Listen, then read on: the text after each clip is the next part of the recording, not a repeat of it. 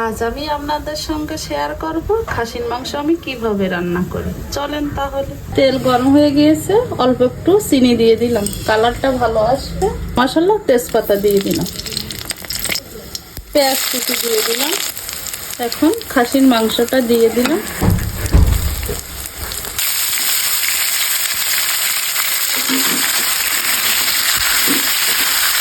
আর আদা বাটা দিয়ে দিলাম। খাসির মাংস রান্না করতে গেলে রসুনের থেকে আদা বাটাটা একটু বেশি দিতে হয়।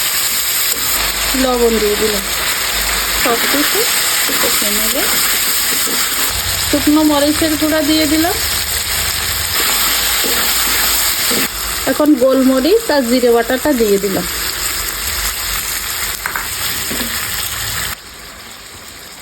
কয়টা কাঁচামরিচ দিয়ে দিলাম। এখন ভালোভাবে কষিয়ে নেব।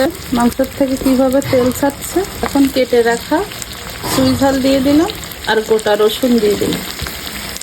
একটু ভালোভাবে আর একটু কষিয়ে নেব। গরম জল দিয়ে দিলাম। এখন ভালোভাবে সিদ্ধ হওয়ার জন্য প্রেসার কুকারে দিয়ে সিটি দিয়ে নেব। খাসির মাংসটা রান্না হয়ে গেছে, নামিয়ে নিয়েছি। কেমন হয়েছে কমেন্টে অবশ্যই জানাবেন।